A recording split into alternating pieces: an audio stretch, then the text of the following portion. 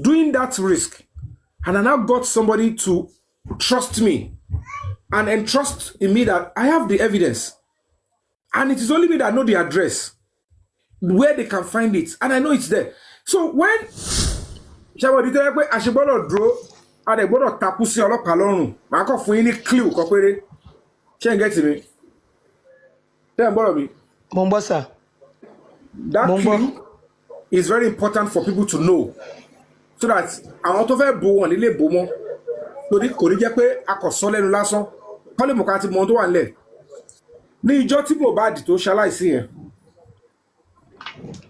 kó tó di pé nọ́ọ̀sì débẹ̀, tẹ́ ń gbọ́rọ̀ mi, àwọn tí ó mọ̀ pé kámẹ́rà wà ní bíbẹ̀ yẹn, wọ́n dẹ̀ ti ń sunkúnlẹ̀, wọ́n ti ń ṣe gbogbo iwájú kámẹ́rà wọn dẹ̀ pé nọ́ọ̀sì ò tí ì dé rárá, tí wọ́n ti ń sunkúnlẹ̀, tí wọ́n ń pa àwọn èèyàn tó ṣe oríṣiríṣi rẹ̀, tó ń sọ̀rọ̀ tí wọ́n mọ̀ pé kámẹ́rà yẹn ń gbogbo ẹ̀. So ṣé yẹn lọ́lọ́pàá máa bò? I am telling you on my honor. Kò possible. Nọ́ọ̀sì yẹn ò tí ì dé. Wọ́n ti bẹ̀rẹ̀ sí ń sunkún níwájú kámẹ́rà yẹn as early as to 11 láàárọ̀. Nọ́ọ̀sì dẹ̀ débẹ̀ ní ọ̀sán. Ṣé wọ́n ti ń sunkún lẹ́ẹ̀dẹ́kú ni? Àbí àwọn iṣẹ́ ẹlẹ́kún làwọn gbà? So wọ́n ti rò pé ẹni máa kú nulẹ̀ yẹn o, tí nọ́ọ̀sì bá gun lábẹ́rẹ́, nọ́ọ̀sì tí ò tí ì dé, wọ́n wá kélẹ̀, wọ́n sọ gbogbo tó ń sọ yẹn. Ọ̀pọ̀lọpọ̀ ní ogun wọn kó wà ní kámẹ́rà yẹn ti ta nìyẹn o ṣe wá ti ta tọ́mọ̀. I am telling you. So that is why they are coming for my life. The truth out, because we need a lot of help. You know, we are not going to go rogue. There are people that are ready to go rogue and extract the CCTV from Baz's house. They will hack it, they will bring it out. And that is why I'm going to tell the police, if they delay too much, I'm going to tell the governor of Lagos State, I'm going to tell the president, if you delay too much and anybody hack into that iCloud and they bring the video out and it litters social media, don't call my name. Oh. And if anything happened after then, don't say it was that your meal. I have done the best I can as a Nigerian, civil, honest Nigerian that love Nigeria and love Lagos State, and I don't want anything to happen to Lagos State negatively. I have been able to sacrifice my life, my career, my time, my comfort. I am saying, I have been able to go to police. This is where the evidence are. I'm not, it's not YOMI FABIYI that is asking for justice. It is the entire Nigerians, home and abroad, for almost 1 year. They are contributing their money. They are contributing their hard-earned money. It is going to be wrong at this stage. If anything now happen, if they hack into the iCloud and they bring the CCTV out, because it's very easy to do. That's one honest truth. That is one honest truth. So the police, the simple thing is to get the developer, please, who installed the CCTV, oh yeah, please provide the passcode for this one, and you take it legitimately, lawfully. Sorry, that can be presented before it does. Sorry, Brian, please don't tell them everything. Don't tell them. Let them have it in their mind.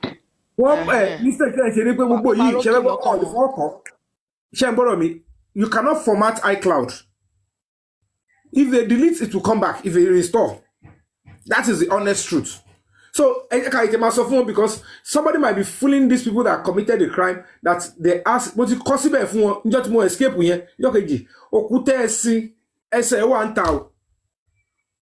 It's not that this thing is not available. I'm only saying my people can hear me loud and clear. I get what I'm saying. So that is the honest truth that they need to know, and they should know that at the end of the day, the whole truth is staring them in the face. Stop spreading nonsense. If they edit, they will know it has been, it's jumped. So the original will still be there. So stop Fire Force, whatever. Stop saying jagba jagba. If they edit, they will edit when they take their own copy out. But original one can't be edited because it's already on the iCloud. So that is that truth. And then the mobile telecommunication companies, they have the mandate. They must have a storage that can take 5 years of audio recording or 10 years for storage. And that is what most embassies have now. It's 5 or 10 years when they take your fingerprints, the storage they have now is 5 or 10 years. But most embassies, they have 10 years storage. It is after 10 years, it will start deleting, gradually storage. Just like when you throw something into trash can on your phone, it will tell you it will be stored for 30 days. And that 30 days means that all the phones, all the Samsung phone all over the world, if you have all the storage for that 30 days, they have that capacity. And the same way, there is no way the Nigerian telecommunication company will give license to any mobile telecommunication company without the capacity to store all the voice calls for at least minimum of 5 years and then 10 years, or if they have more.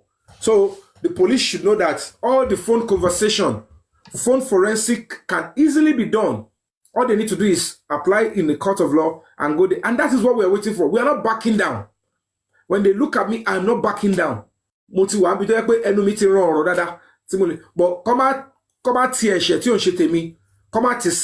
am saying it in advance now. If the police refuse to do the due diligence and anybody, throw anything out, maybe they hack into the iCloud or they do anything and they throw it out because they cannot stand the police, deceiving the public again. They cannot stand that the government of Lagos State is aiding and abetting something like murder. If they throw it out and there is fights, they start attacking everywhere and the whole place, they should not say it's YOMI FABIYI that is likely. No, I'm saying my own now. That is why I have been civil enough to say, please go there. If I want to throw anything, I would have thrown anything. I didn't do it. So please, let us remember that I have said this now. And that is not the reason why I ran here. I ran here because I want to allow them to do their job and not use my death to quench or to extinguish the justice. They thought it's going to be a big one, a big distraction. But I have to sacrifice my comfort. I couldn't even tell my son bye-bye. I couldn't even see my son. I couldn't do anything. My office, everything is still there. Everything is just like how I left it because I just took my bag. I was told to move immediately. If you see the way I moved out, without me telling, I was lucky that my passport was in my bag. That if not, if not in it, before I would go to where my key is, before I would go to where the passport is, something might have happened. But I was lucky. And when God works in a way we don't understand, we look at it and said, well, you don't know. When I was showing people when I was going to the commissioner of police office that I have prepared myself. If they want to detain me, I have prepared my brush. And those are everything I still brought here. All this one, they just brought it for me here. If not, I will still be wearing what they gave me. I didn't have, it was only the Kampala and one native that I brought.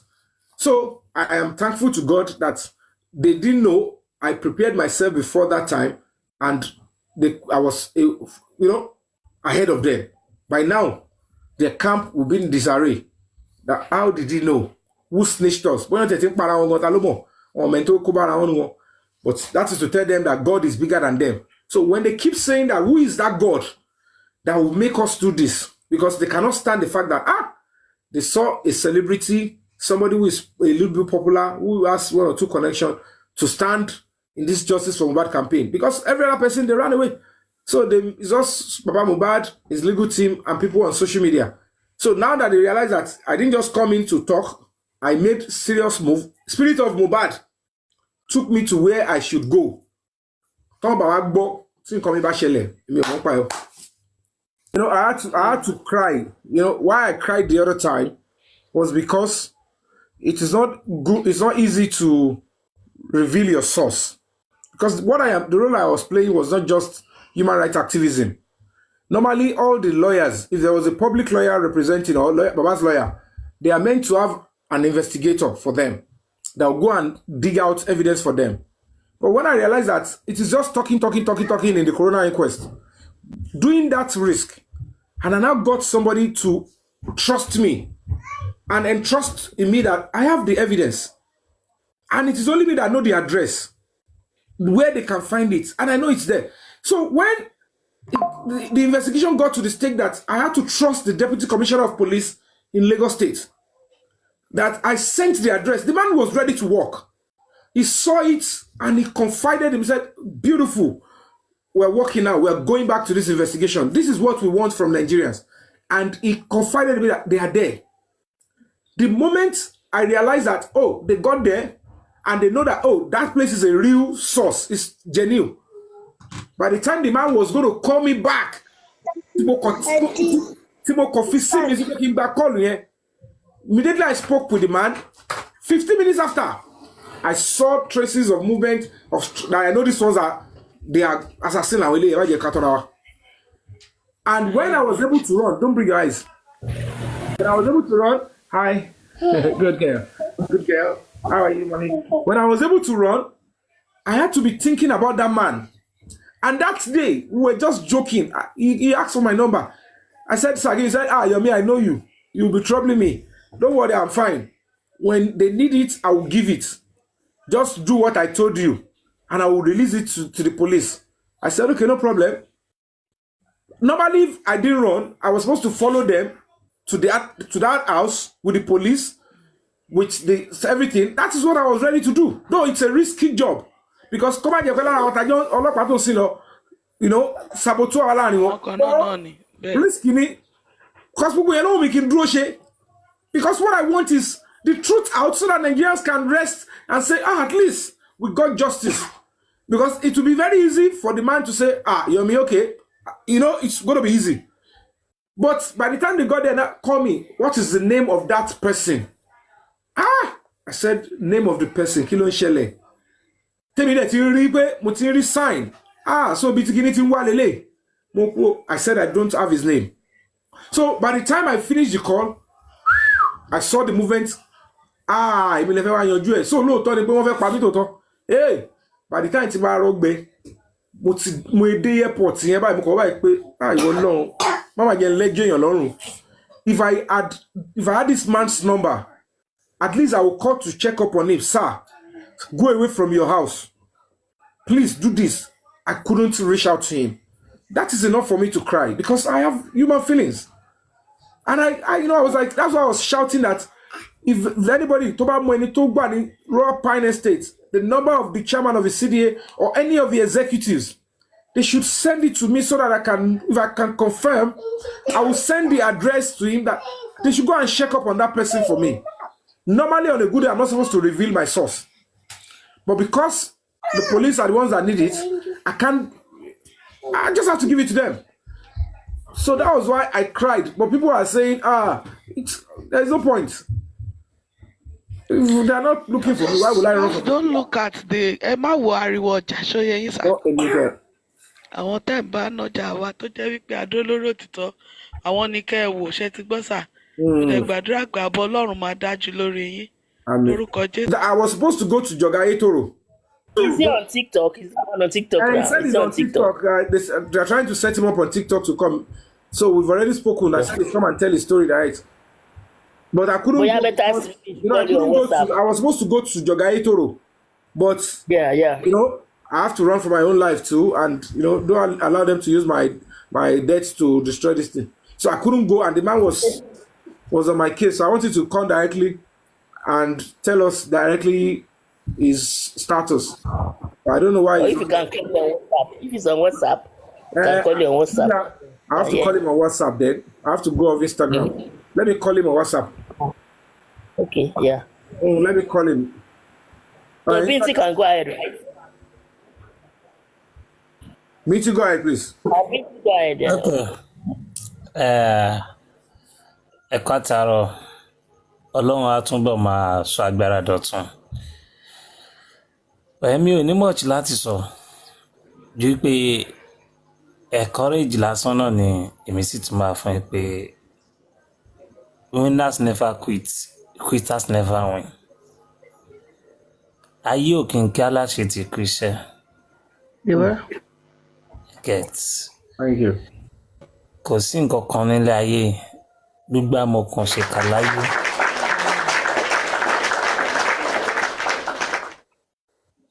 Gbígbá mọ kan ṣe kà láyé.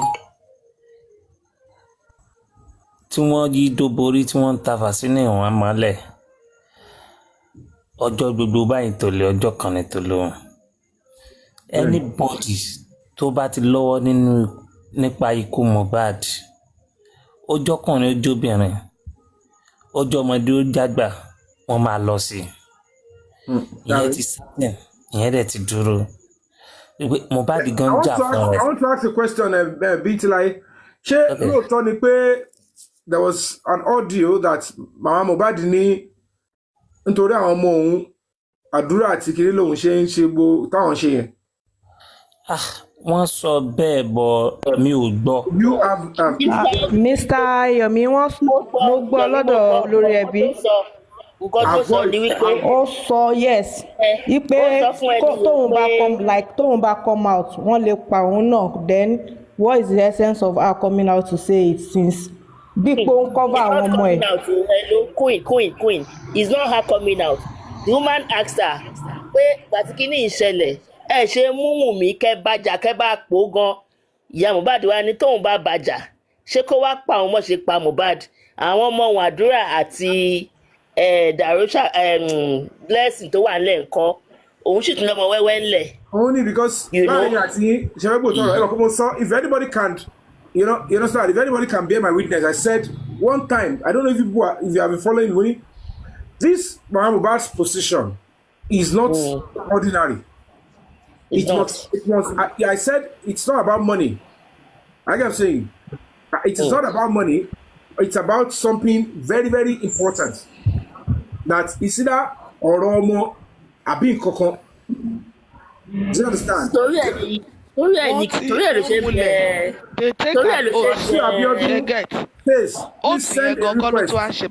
Mama Mohbad.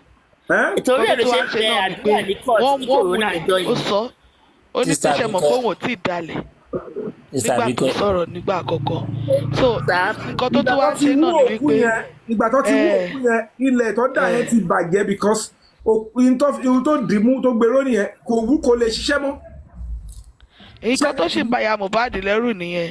kò sí ohun tó jọ mọ́ because they have to speak up now because if somebody is deceiving them that the police are on their side they should remind them that it is not the entire point. And whoever, no matter how powerful, one thing will lead to another very shortly.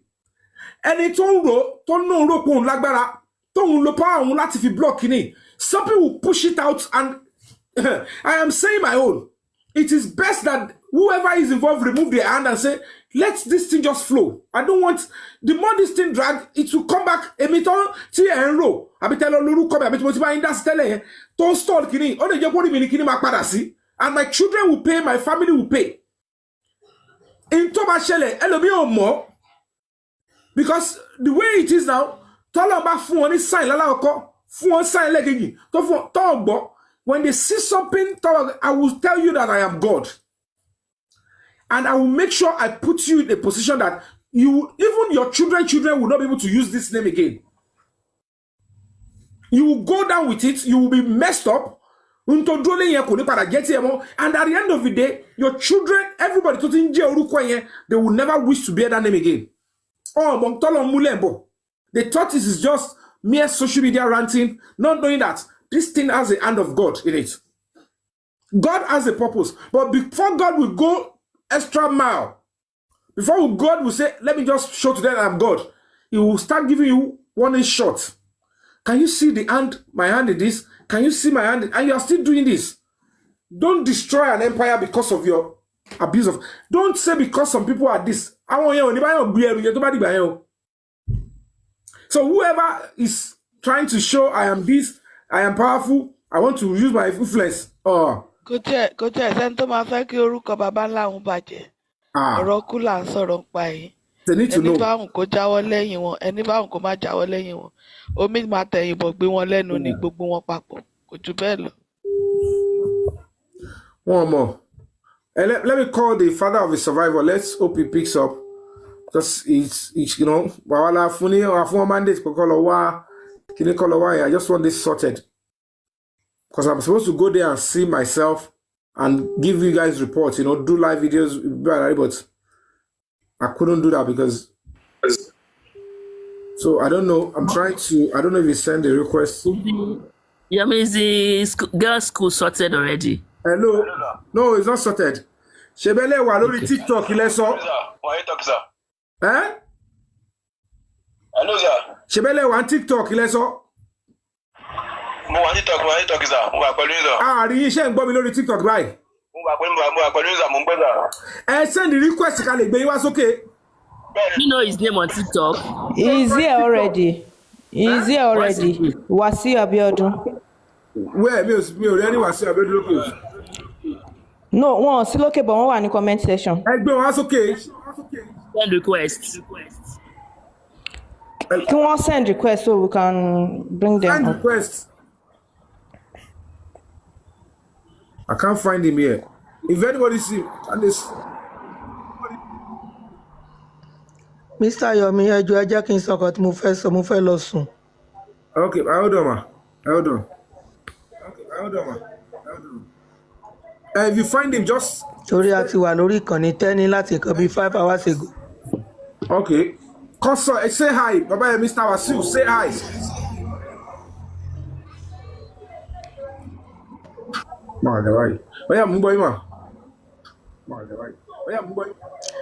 Ẹ káalẹ́ ń bí báyìí o, mi ò mọ kọ́ńtì tẹ wà.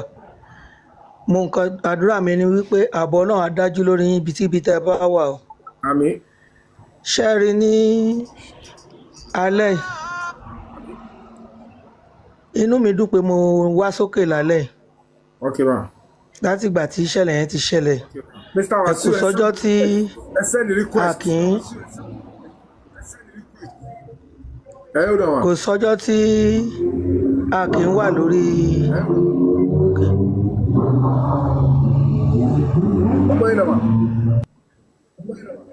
Kò sọ́jọ́ tá a kì í wà lórí ìkànnì Tẹ́ni Ọmọ Ológo. Even more than 5 hours la fi ṣe kò tí ì pẹ́ tá a parí ń sìn. Okay. Mo torí pé ọ̀rọ̀ kékeré tí mo fẹ́ bá yín sọ ni mo ṣe wá sókè. Mo máa ń like àti dúró under comment section. If àtọ̀ tí n bá lẹ́yìn tí mo fẹ́ sọ máa ń send a true comment ni. Bẹ́ẹ̀ tí mo fẹ́ bá yín sọ̀rọ̀ one-on-one lálẹ́ níwọ̀n bá ìṣẹ́jú méjì. Ṣé rí ìrìn àjò yìí? Inú mi dùn nígbà tí mo kọ́ rí mẹ́sẹ̀gì lọ́jọ́ yẹn pé ẹ ṣó ibi ilé ibi tẹ́ kọ́kọ́ sápamọ́ sí. Àbí bẹ́ẹ̀ kọ́? Nígbà tí mo rí kinní yẹn bí ìgbà tó bá jẹ́ pé kinní mo wà mo ní bóyá wọ́n kàn lẹ́tà tí mo ṣẹ̀ wá ròyìn mo rí pé lóòótọ́ mà rí ìlì. Mo dẹ̀ kọ́ tó ní kálukú dẹ̀ ń sọ ni mò ń gbọ́. Even lórí ìkànnì láti sinẹ́ gbogbo wọn kò sí nǹkan tó ń sọ tí mi ò ń gbọ́ bẹ̀ tí mi ò kàn ń contribute. My only contribution is just to comment under. Ṣé rí bẹ́ẹ̀ ṣe sá yẹn ló dáa? Ṣùgbọ́n nǹkan tẹ́mi fẹ́ sọ fún yín gẹ́gẹ́ bí ẹ̀mí inú mi tó rábíyamọ lèmi náà.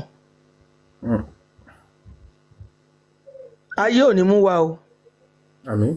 Wọn ò ní rí yín mú o. Àmín. Ṣé rí kò sí bẹ́ẹ̀ nìyẹn ṣe close mọ́ yín tó. Ṣé ń gbọ́ mi? Mo gbọ́ yín mà. Kò sí bẹ́ẹ̀ nìyẹn ṣe close mọ́ yín tó. Don't disclose your movement to anybody. Nkíní yẹn ń gbé mi lọ́kàn ni. Don't just disclose anything. Hello, can you hear me? Pẹ̀lú anybody. Mute, hi boy, mute, I can hear you. Nítorí Hi boy, mute, I can hear you. Thank God so much pé ẹ̀yin náà máa gbọ́ díẹ̀ nínú ìtukùtù ìsọkúsọ tọ́pọ̀lọpọ̀ ń sọ nígbà tí ìṣẹ̀lẹ̀ yẹn ṣẹlẹ̀. Even àwọn tó jẹ́ pé èèyàn ò lérò pé wọ́n lè fọ́ tán lè pọ̀ nǹkan tí ò dáa jáde. Ìtumọ̀ ẹ̀ ni wípé èèyàn lèèyàn máa jẹ́. Ṣóyè yín bẹ́yẹn? Bẹ́ẹ̀ni ma. Ẹ má bá anybody so anything. Ó ní àwọn tá à ń bá jìjàkadì kò ń ṣe àwọn tá a rí o. Lóòótọ́ à ń wo ohun mi. Ó ní bí kò ṣe àwọn aláṣẹ ibi òkùnkùn ayé yìí. Ṣé rí agbára tó wà nídìí ọ̀rọ̀ Mohbad? Àwọn tó wà nídìí ọ̀rọ̀ yẹn àwọn tó jẹ́ pọ́n ti rìn jìnnà nínú mujẹmujẹ ni o. Wọn ò dẹ̀ fẹ́ kó tọ́ yẹn jáde. Wọn ò fẹ́ kí justice yẹn wáyé. So àwọn àgbà ní mọ̀jàmọ̀sá òun là ń máa kíkanjú lójú ogun òní tẹ̀ ṣe yẹn. Tó bá yẹ pé mo ti lọ sọ́dọ̀ commissioner of police mo yan àwọn ọlọ́pàá ti support mi kò sí kan tíyàn kan lè fi mi ṣe olú ẹ̀ máa kú ni ẹni tó bá dẹ̀ kú Nigeria will move on Aloba family will move on even amarino and family Aloba tamani ṣáwọn ti ránṣẹ́ tó yẹn ní èwo ló kàn torí with the look of things tèmi ń rí pẹ̀lú ìwà tó ní kálukú wọn ń wù yìí most of them they don't look for justice for that guy justice tó ń wá orí àwọn náà ti ń wá tí ìbá ṣe bẹ́ẹ̀ wọn ò ní máa tu ìtukùtù jáde ọjọ́ tán ti ń drag ìyá Wùmí tá ti ń drag bàbá àmì tá ti ń drag ìyá Mohbad drag bàbá Mohbad ṣe rí ìyá Wùmí come online and if we should look at the source of this problem she contributed to it ṣóyè yín bẹ́ẹ̀ yẹn ibi tẹ́ wà yẹn ẹ mọ̀ bẹ́ẹ̀ ṣe máa move. pẹ̀lú wọn yẹn ń dárúkọ ọmọ wọn tó wọn ti ẹ̀ jáde sọpọ́ ọmọ wa ò lè ṣe torí kò sí ibi bẹ́ẹ̀ ni kò at least ó yẹ kó come out for once. Sorry, mommy, ẹ má bínú jàre. Okay. Ẹnìkan sálẹ̀ ó ní pé are you discouraging or encouraging her? She's not discouraging Mr. Yomi. Orí ẹni yẹn ni ò pé. Encouragement. Ẹ má dá wọn lò. I'm not discouraging anybody. I'm just giving him a piece of advice. Mr. Yomi, gbogbo àwọn abiyamọ ló wà lẹ́yìn yín mi I can never discourage you. Mi ò lè ní kí n encourage yín. Ṣé ẹni tó bá wà lójú ogun? Ṣé ibi tógun bá ti gbóná yẹn ọgbọ́n ló fi máa rárì wọ̀ náà kò ṣe pé kó sọ pé mo ti dira àwọn sójà ṣe máa ń ní àwọn kinní tó ń gbé tó ń sá sẹ́yìn yẹn so ẹjọ́ ẹjẹ́ ìsọ̀rọ̀ o torí mi fẹ́ lọ sùn èmi ò mọ̀ ṣe ń fi kankan bọ̀ kan nú o I can never discourage Mr. Yomi we fully support you but na only I'm just giving you advice. Mo mọ̀ pé Ọlọ́run fúnra ẹ̀ kọ́ yín torí ìfúnra lóògùn àgbà torí tí ìbá ṣe pé ìfúnra tẹ́ ẹ ní àti pé Ọlọ́run wà lẹ́yìn yín ẹ worú pásítọ̀tù tẹ́ mú kiri yẹn ẹ worú físà tó ti wà ńlẹ̀ tí kíní yẹn ò bá wà ńlẹ̀ ṣe rò pa possible láti escape ni ṣe rí Nàìjíríà tá a dẹ̀ wà yí àwọn ìka ló dominate everywhere àfẹnitọ́lọ́run bá kó yọ irú ẹni tọ́lọ́run bá kó yọ ní ìmúrasílẹ̀ tẹ́ múrasílẹ̀ yìí so ẹni tó ń kọ́mẹ̀tì pé are you try to discourage Mr. Yomi I can never discourage him torí kò sí ẹni tó máa bí ẹni tó dàgbà tó bí eléyìí kó ní kó ṣáájú ogun kó lọ kú síbẹ̀ lérí àwọn tí wọ́n mọ̀ọ́rẹ́ because I can see them especially Mama Mohbad bẹ́ẹ̀ ni mo sọ. wọ́n decide there is somebody a woman tó decide ìyẹn tẹ ó decide pé they should just òun rí mi bí ọ̀tá for a long time they should bring me down. ẹ wo orú woman yẹn ẹ wo orúkọ ṣé nǹkan tí woman yẹn sọ lánàá pé tán ní kí ló dé tí ò bá gbogbo bẹ̀ jẹ́ kò ń ṣe pé èèyàn kọ́kọ́ ló gbọ́ nǹkan tá a gbọ́ ni pé kóun dàbẹ̀rù kóun faraya kóun bu wọn ní kí ló dé tí ò ya Wùmí yánnayànna ó ní kóun yánnayànna kan pa òun tàbí kan ṣe kinní kan pé báwo ló ṣe kan tún pa òun bó ṣe pa ọmọ òun. wọ́n ti rí ohun tó wà nílẹ̀ ẹ rí i pé bàbá Mohbad kan tó ní kò faraya gan bẹ̀ bàbá gan ò lè faraya ń bẹ̀. bẹ́ẹ̀ ni náà bẹ́ẹ̀ ni mo sọ fún yín. ṣe rí kí lélẹ̀ ẹ ṣe máa gbé ẹgbọ́n ọmọ mi sábẹ́ staircase ẹ gbé sínú yàrá ní ẹ̀ tó fowó gbà kí ló ṣe tẹ gbé sábẹ́ staircase ta ló ní kẹ gbé lọ́bẹ̀. gbogbo wọn pátá kò sẹ́ni tó wù ẹ̀ tó mọ́nú wọn. inú ilé mi ẹ gbé ṣẹ́rí justice tá a fa. ẹ gbé sí ibì kan ẹ gbé sí yàrá visitor orí bẹ́ẹ̀ ni ẹ kò lè dúró bẹ́ẹ̀ inú ilé kò lè dúró bẹ́ẹ̀. no àwọn èèyàn kálá o tàbí even kan ju mátrasì ilẹ̀ fún.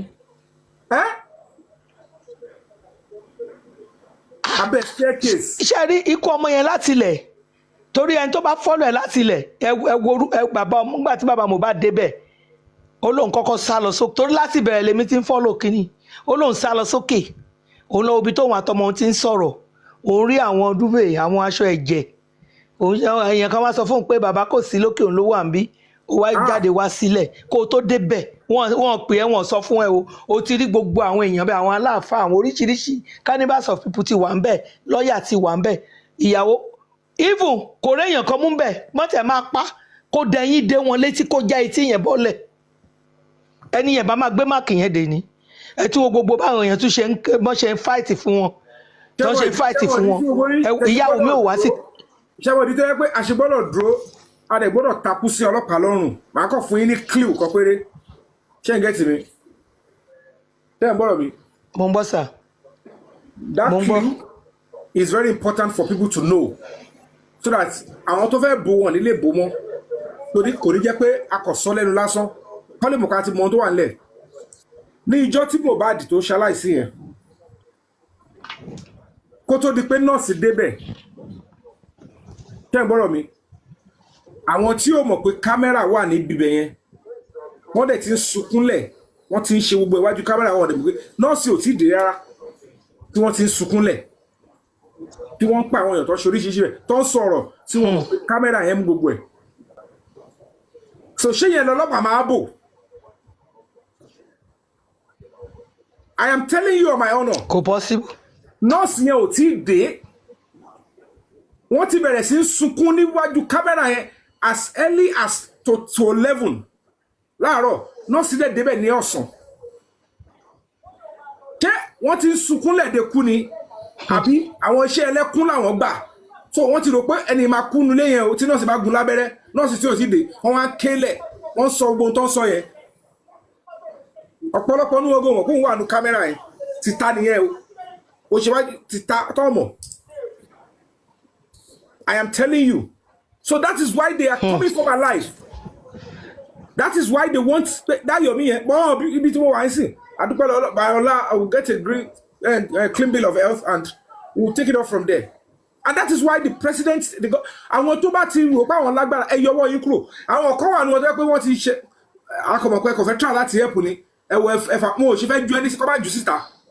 I want to torí àwọn yẹn gan ló máa tún wà àwọn yẹn ló sáré pé nísìn ìgbà tẹ́wọ́ kọ̀ pé wá pé mo ti dáràn ẹ wá ràn mí lọ́wọ́ o adẹ̀bá débẹ̀ òkìkí la lè ṣe nísìn tẹ́wọ́ náà gbé kámẹ́rà jáde gbogbo wa bá lọ kò tí èyí kọ́ mọ̀ sọ adẹ̀ tí bá wọn fọgbọ́n ṣe sí èmi tẹ́mi tún bá wọn fọgbọ́n ṣe tí mi ò ṣe kí ọfẹ́ ní kọ́ gbẹ̀mí mi tí mi ò I'm just being civil and trying to protect so they should listen to me mi ò kàn dédé máa ṣe èèyàn kò gbowó fún mi and they will never succeed. Kò tí yẹn kọ́ mo sọ mo ṣe nítorí pé I care about Nigerians home and abroad about kò make any sense kọ́mọ Nigeria travel tó ti ṣiṣẹ́ lóyìnbó kó wá sí Nigeria kó máa wọ ẹ̀yìn wò kó máa ṣe ẹ̀bùbọ̀ yìí máa ń rí ni bóyá kí n wà lára àwọn tó wá láti lóyìnbó they are not always secure ẹ̀rù máa bà wọ́n ṣé bẹ́ẹ̀ mo máa ń ṣe láìkí. ẹ jẹ́ kí n sọ tèèyàn mi kan fún yín tí n bá ní ẹ tiẹ̀ wálé a ní ṣe ìlú yín yẹn ọmọ bàbá mi ni o a ní ìlú yín yẹn ìlú yín tó yẹ pé téèyàn bá wálé báyìí ṣe náà máa gbé látẹ̀yìn imagine that so ṣe mọ̀ pé with this thing that we are doing now ó máa fún ẹ ọ̀pọ̀lọpọ̀ ní courage pé Nàìjíríà ti dáa kò sí corruption Nàìjíríà mọ́ wọn pààyàn ní Nàìjíríà mọ́.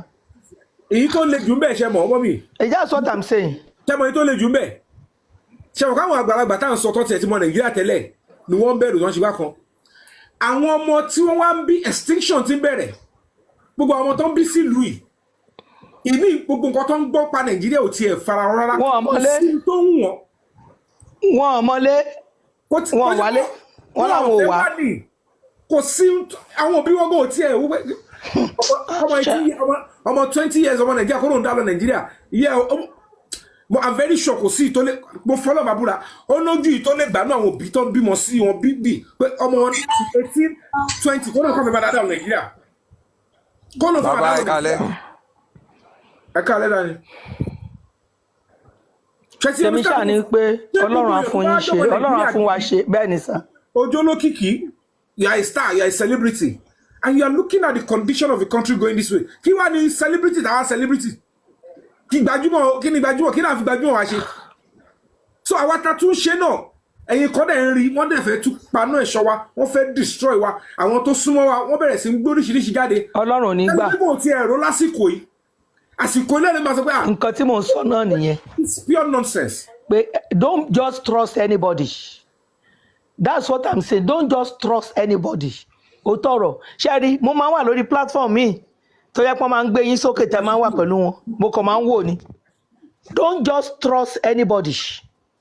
Yes, torí mi lè ní àbúrò tàbí kí n ní ẹ̀gbọ́n tàbí kí n ní ọmọ tàbí kí n ní ọkọ kó dúró ńlẹ̀ kó wá fi àyà rọ ikú tó máa pa lójú ẹ̀. ẹni tí mo wà lọ́dọ̀ ẹ̀ lóòótọ́ èèyàn máa ń jà fún. mọ́mí ẹni tí mo wà nínú ilé tí mo wà lọ́dọ̀ ẹ̀ ó ní òun ò ní nǹkan tó lè gbóhùn lọ Nàìjíríà ẹ̀ mọ́. èmi mo tún ṣì ń kó sí fún bẹ́ẹ̀ ó ní tó bá yá mi màá sọ nǹkan mi pé òun ò ní nǹkan tó lè gbé òun lọ kí lóun wá kiri. Mr. Wasiu yìí àmàrí ń bí yìí o. mo ní ẹ̀gbọ́n mi tí mò ń sọ yìí ó ti travel lọ sí America ó ti wà lamẹ́ríkà over 45 years kò wálé o ìyàwó ò wálé ọmọ ẹ̀ ò wálé. Imagine that tẹ́ bá ní kíní ká ní àníká tó bá wù. ẹjẹ́ kí n bá sọ̀rọ̀. Please tètè round up ma so that ẹlòmíì á lè submit ẹjọ́ ma. ẹjẹ́ kí n sáré bá Mr. Wasiu yẹn sọ̀rọ̀. mo ti ṣe tán ọ̀nà. mi ò bóyá ẹ máa gbọ́ tí n bá. so Ọlọ́run á fún wa ṣe o Ọlọ́run á fún wa ṣe ẹ wà careful o don't trust anybody ẹ má sọ àṣírí ibi tá a bá wà Ọlọ́run lágbára Ọlọ́run a máa rí justice either they like it or not we must see justice. tó bá ti ṣe gbogbo ìdáwẹ́ ṣe àjọ máa fi rìpọ́ọ̀tì máa kọ́ máa ṣọ́bi tí máa lọ ní mi ò lè máa dọ́jú káàkiri mo ti bá ti try ó ti ń sú èmi mo kọ̀ wá lójú kan bíi mo kọ̀ lọ́jọ́ kò sójú kan ó tì bá ti ṣe ọ̀tá máa ṣe ìlú yìí ṣì wà bẹ́tà ó sì kí ọ. Ọlọ́run á fún wa ṣe. ọmọ afáyà láti bí Ọlọ́run ló mọ bó ṣe ń lọ mi ò ṣe ẹ̀kọ́ tí mo sọ náà nìyẹn mi ò ní ẹ lè fáyà láti bẹ̀ èmi kan mi ò lẹ́ṣẹ̀ kan bẹ̀ tí nǹkan tèmi sọ ní pé ẹ má trust anybody Ọlọ́run á fún wa ṣe justice yìí a máa rí a máa rí wọ́n fẹ́ mọ́kọ̀. n tó ṣẹlẹ̀ tẹ́lẹ̀ tí ò fi fẹ́ rí bẹ́ẹ̀ ni pé gbogbo ẹ ti dàrú ẹbí ò wà papọ̀ wọn ò mọbi tí evidence wà wọ́n ti bà gbogbo ẹ̀jẹ̀ lọ́lọ́pàá ṣe wò pé but sí bígbà tó yẹ pé fresh case wọn mọbi táwọn máa lọ wọn mọbi everything wà so àwọn èèyàn tó kàn ń dẹmọ owó wọn ti expire gbogbo àwọn ẹni tó sanwó fún tó bá yẹ kó sanwó fún anybody àwọn míì ti gbé lọ sọ́run ìmíì ti lọ fi jógẹ̀lẹ̀dẹ̀ so bàbá wọn kàn máa waste time ara wọn ni ẹni tó bá gbọ́ ni kó yọ rẹ̀ kúrò sí because it's getting hotter sí nǹkan tó fẹ́ ṣe sí mọ́ wọn lè dọ́dọ̀ èmi wọn lè rí mi mọ́ because wọ́n ti rí pé lóbi ṣeré Ọlọ́run ló pè mí kí wọ́n ṣe iṣẹ́ yìí spirit Mohbad dẹ̀ wà lẹ́yìn èmi so kọ́ bá tọ̀ra wọn lè rí mi mú. Ọlọ́run á fún wa ṣe. Àmín. I have been able to come out and say clearly ọlọ́pàá ò ní excuse and this one I cannot hide to say it that the CCTV of the first source àwọn ò ní access sí nítorí ó wà nílẹ̀ I know it exists and I know the details of the CCTV and that is why I came boldly to say that these are the details of that. Mo lè má dá orúkọ mo lè má mọ̀ gbọ́ àwọn tó wà ńbẹ̀ kí n dá orúkọ wọn mọ̀ but tó bá ti mú àwọn tó wà ńbẹ̀ àtàwọn tọ́lọ́pàá ti bá sọ̀rọ̀ tẹ́lẹ̀ they can be able to ascertain and of course that CCTV alone èyí tí mo sọ pé ó wà before lay Mohbad wọ́n ti ń lọ síwájú bẹ̀ wọ́n mọ̀ wọ́n sunkún wọ́n ké nọ́ọ̀sì ò dẹ̀ tí ì dé rárá gbà yẹn then of course mọ́tò Mohbad tó ń bọ̀ láti Ìkòròdú town hall ó slow down speed tí wọ́n tó yẹ máa wà kó lè bóyá gan ló máa wọ 5 because wọ́n ti dé ilé tán to show clearly to the world ṣé gíláàsì yẹn fọ́ àbí kò fọ́ ọlọ́pàá ò ní from there the stuff will be resolved so that gbogbo àwọn tó ti kọ́kọ́ fẹnu sọ pé gíláàsì fọ́ o àbí àìsí fọlọ́pàá I am saying. Why is Salam Abaika? So if I can be able to risk my life to say this, to about the stage that I expect because ọlọ́pàá sọ̀rọ̀ ó ti bọ́ sí 1 week 2 weeks kí ló ń ṣẹlẹ̀? Then the world should be angry and say, why would you want to do this to a case the entire citizens are asking that they want to know what happened? When we say it should be managed well. Come on, sọ pé Yomi Fabiyi kan òun ló lọ release nǹkan because anybody can hack into that stuff and throw them out, including what happened in Mohbad's house. I can tell you for free. That's the staircase Mohbad. Lobby, Kinito wa loke anti room me wonu le Mohbad. But they can bear me witness. I want to bat Warberry. The anti room, there is no camera. The first line of the staircase, there's a camera. But the second one, there is camera. Living room, there is camera. Kitchen, there is camera. Meteta, o den shake yatosi. Camera to wa lenkule, ati to wa wajule. So, Tobangbo, Wumi can bear me witness. Darosha can bear me witness. Spending can bear me witness. All these cameras, they were there. And I can tell you on my honor that they are working. They are working. So I have to speak it out. The only thing the police, they would know how to go about it. But if at this stage they still want to make us feel like they are not working, to lead to people now not, saying that, oh, so this is the kind of police we have. So these are the people involved. And there is massive loss of, nobody should blame you. So the president, the governor should tell them, since somebody have come out to tell you this is it. Residents in that estate have told you this is it. You have every circulator who is telling you not to deliver justice. What you told us before was, oh, it was a nurse that mistakenly injected him, that he went into an epileptic bobo. Foul. And the moment that the police can be able to juxtapose and say, the fact that you said, because what I was telling the police officer, the IPO, it might be an oversight, it might be a mistake. For me to come out and be doing this, nobody paid me. Nobody forced me to do this. I believe it is a duty I owe my country. Acting segbe. Face human rights, face. I say, you know what? I've played a part. What is shaping the level? Stay. Ko possible ki Mohbad. Ko blow by. Ko bag glass moto. Bang. See how much shumanu there one moto yen. I asked the IPO. I said, which of them take back statement? Nothing less than 6 people you got their statement.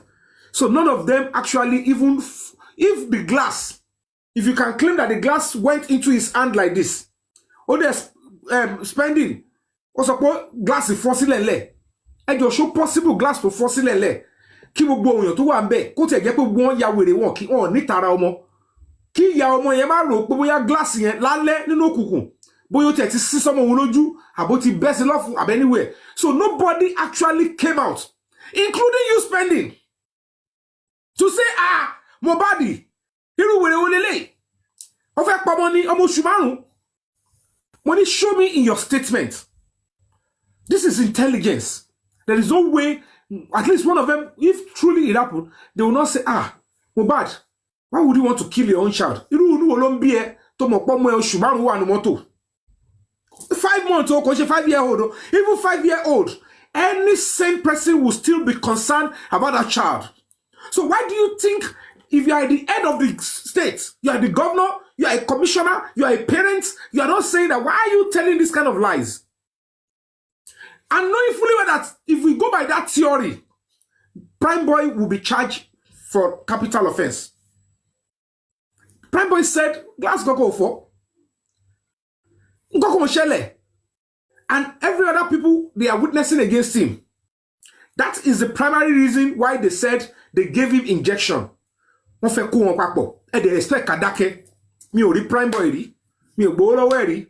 But I have to fight and ensure that the truth is established so that innocent people will not suffer for a crime they didn't commit. That is the honest way to fight for human rights. I don't have to be his friend. He doesn't have to like me before I do my part and say, SH0CK establish Oto, so that by that way. And I said, if you don't know what happened in Ikorodu, but you went to the estate, you saw cameras there. What stopped you saying, okay, it's just 2-3 days? One camera para saying, this is intelligent. This is the people that set up. The governor said, I will add DSS, police, everybody, they are in the investigative team. Hey, the little camera. And it's for the sake of humanity. Eti koko yoti prime boy krombe. Tabati efejeki Mohbad do justice. But why would you want to serve people like prime boy, the nurse? Why would you want to serve them in justice? Why would you be keeping quiet? Why would you be selling the story of anaphylactic reaction? They know what they did to Mohbad. They know how many hours Tofu Anelembe, Rora, losing blood. They know what they did. What is anaphylactic reaction? What is injection? Injection when you kill it and this, and then I have done my bit. I have put my life on the line. And when they realize that I know all this, they another Yomi Crow. I'm not talking as a community to me. Because they go to fee. I don't want them to take my life and then use it to cascos or coffee pan booking. So who will say I am this powerful? What is so by item of one because I intend to call me. Etiman so pe lágbára ilẹ̀ ní owó ele ní gbogbo ẹ̀ ẹ̀yin lẹ control movie industry lẹ ṣe gbogbo ẹ̀ ẹ kò jáde kò show sign po one day. No, I have known. Àwọn tẹ́jọ́ wà ńbẹ̀ gba tẹ́jọ́ sọ tẹ́jọ́ mo ti fún mi wọ́n mo ti fún wọn ní sign. Wọ́n gbọ́ mo ti rí báyìí you were part of them, you were there. And the law is going to catch up with all of them. Because they will meet the Waterloo very soon. Tabale ya were e wa heartless. You allow a woman to destroy your life. They want sorry Mr. Yomi. They want to hide you like Sunday Igboho. So threaten your family over it. By God's grace. I will continue my advocacy. They cannot stop me. So it's very easy. They should pick up the CCTV, address, let them extray it, and then take it out. You will see the whole truth. So this time around, we should be united. What was that? CCTV nule mujadi. If they bring it out, then you see. The other one, they should get it. Then we'll go, we'll get it, end of this, and then we end this whole nonsense. And then we can move ahead and move on. Mr. Yomi ẹjọ́ ẹ gbé Mr. Owonikoko wá sókè padà. Wọ́n ní kẹ́ gbé àwọn wá sókè padà. I think let's pick another person. I've had a submission. Mr. Yomi. Boy, let's pick boy. Boy, let's hear you. Boy. Yeah. Mr. Yomi Akale Ekusheo. Are you ready? And Ọlọ́run á ràn yín lọ́wọ́. Adúpẹ́. Yẹrí kéèsì Mohbad tí a bá wò dáadáa tá fojú ọ̀rọ̀ ṣùnùkùn ní ká fojú ṣùnùkùn wò ó. Àwọn tí ò sí ń bẹ̀rẹ̀ rárá wọ́n ní àìdíà ohun tó ṣẹlẹ̀ ká tó máa sọ pé àwọn tó wà ń bẹ̀ gangan. Ìgbàgbọ́ mi ni wípé àwọn ọlọ́pàá Nàìjíríà àwọn náà ní training tán tó dára lọ́wọ́. They are one of the best. Benny. In and around the world we live now. Benny. Sherry, ordinary phone tá ń lò yìí wọ́n ní access láti lè approach láti lè wọnú data phone kọ́ dẹ̀ mú result jáde. Irú àwọn network provider MTN, Glo and whatever, they have unfettered access. They will need court order. Okay. There is privacy law, human rights. It is not a difficult thing to get such court order to be able to access it. Of course, they are on it. To be honest with you, they are on it. Mr. Yomi, I want to believe that with a tinge of speculation. I agree with you on that. Don't worry. Because àwọn ọlọ́pàá tá à ń hope pé wọ́n ti take position wọn. That is what I know. The only no. I'm going to disagree with you on that. Everybody, I'm sorry. You people are judging the police based on what they know before. The reputation of the police they know before. Ìgbà tèmi náà share the day. Ṣé àgùntàn bá kẹ́mi náà jókòó sórí social media. I'll be saying this. I have been able to send some evidences that the police are seriously working to some key people on this panelists, and some of the hosts to show to them that police are truly working and they are making efforts. We need to give kudos to them. Emi oni ton yo. Can you watch share baba? Ẹ jẹ́ kí béèrè kọ́kọ́ lọ́wọ́ yín. Emi máa sọ̀rọ̀ síta o. Can you watch bẹ̀rẹ̀ iṣẹ́? Ẹ jẹ́ kí béèrè kọ́kọ́ lọ́wọ́ yín. I'm not part of them láti believe pé ọlọ́pàá ò mọ gbogbo information tẹ́ ń sọ ìtẹ́lẹ̀tẹ́lẹ̀. Ṣé ẹ believe pé ọlọ́pàá ò mọ̀ ni? Wọ́n mọ̀ pé ó yẹ kán link up pẹ̀lú CCTV yẹn ni. Wọ́n mọ̀ pé there is an existing CCTV. No. Ọlọ́pàá ò mọ̀. No. The reason is because Emma, don't assume police know everything. In that house, okay, if I gbé CCTV inú ilé àbí similar one jáde mi tí fẹ́ gbé jáde. I've only sent it to the police. Check it. The CCTV in that house, you will see the old cameras.